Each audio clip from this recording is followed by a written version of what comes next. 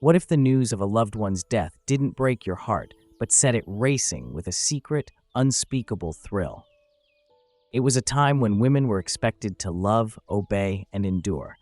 To be a good wife was to belong entirely to a husband's world, to never question, to never stray even in thought. But in a quiet room, behind a closed door, one woman's heart beats to a different rhythm. A rhythm she does not expect. A rhythm that will change everything. The news is delivered with the utmost care, as though handling fragile glass. Mrs. Louise Mallard has a weak heart, they say, and so it is Josephine, her sister, who breaks it to her, the words carefully measured, softened, wrapped in sorrow. Beside her, Richards, a family friend, stands stiff and solemn. He had been at the newspaper office when the story came in, a railroad disaster. Brentley Mallard's name was among the dead. At first they doubted. A second telegram confirmed it. The truth had been set in ink, unquestionable.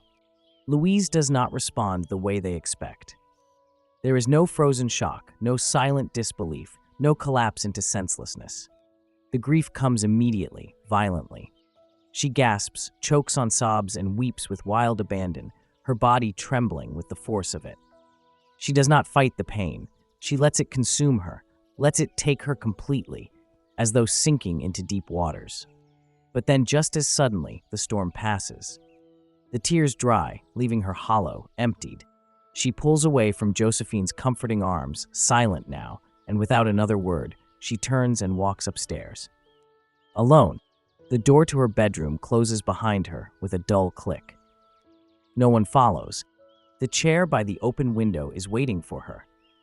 She sinks into it, exhausted, letting her body fall limp against the cushions. Outside, the world hums with life. The air is thick with the scent of wet earth. The faint sound of a street vendor's call drifts up from below. Birds flit between branches, chirping endlessly as if celebrating something only they understand. The sky, still streaked with storm clouds, is opening up in patches of bright, clean blue. She sits motionless. Her lips are parted slightly, as if a thought is forming but cannot quite be spoken. Her hands rest in her lap, unmoving. Her eyes, fixed on the shifting clouds, hold no expression. And then slowly something shifts. A strange sensation unfurls within her, creeping like a shadow stretching across the floor at dusk. It is subtle at first, a mere flicker of thought, elusive, ungraspable. Then it grows, spreads. She can feel it pressing in, invading her mind, her chest, her very bones. She tries to resist. She presses her hands together tightly, as if to hold it back, as if to silence it before it speaks too loudly. But it is unstoppable. It rises in her like a great wave, swallowing her whole. Her lips part, and the word escapes before she can think to stop it. Free. It is barely more than a whisper, a breath, a confession. And then again, stronger this time. Free. Free. Free. Her whole body shudders, not with grief, but with something she has never felt before. A wild, intoxicating joy. It is there, undeniable, coursing through her veins, filling her lungs, making her heart beat faster, harder. Her husband was a kind man, a good man. He had never been cruel, never harsh, but neither had she truly been her own. Every moment, every decision, every thought had belonged not only to her, but to him, to the marriage, to the life they had built. And now suddenly she is alone in the world. A woman without ties, without obligations. She can live as she chooses. She can wake in the morning and move through the day without bending to another's will. The very thought is exhilarating. She does not try to push it away anymore. She embraces it, welcomes it. She throws her arms wide as if to gather this newfound freedom to herself, to claim it fully before it can be taken away. There is a knock at the door. Josephine's voice is on the other side, urgent, pleading. Louise, open the door. You will make yourself ill. Louise laughs softly under her breath. Make herself ill? No. She has never felt more alive. Go away, she says, not unkindly. I am not making myself ill. She stands. A new light gleams in her eyes, something fierce and burning. She presses her hands to her chest.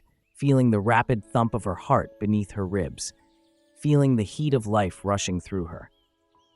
The years ahead stretch out before her like a sunlit road, each day hers to command. She opens the door.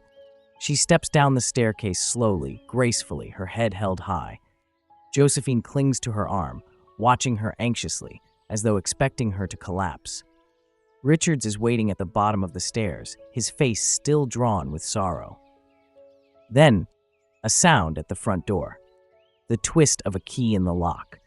The door swings open, and there, standing in the threshold, is Brentley Mallard. Alive. Not a ghost, not an apparition.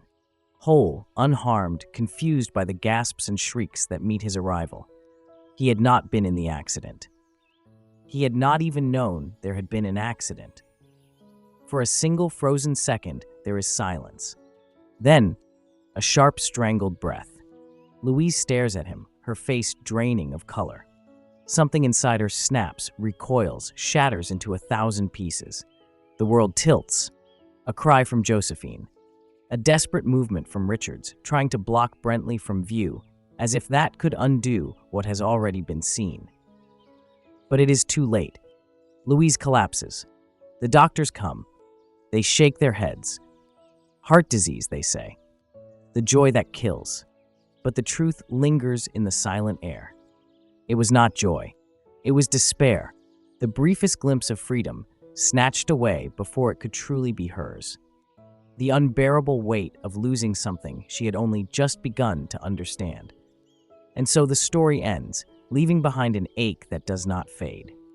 The tragedy of a life unlived, a heart that longed for more than it was ever allowed to have. And we are left wondering how many others have known such silent sorrow. How many have tasted a dream only to have it stolen in an instant? And how many, even now, sit quietly by an open window, longing for something they dare not name?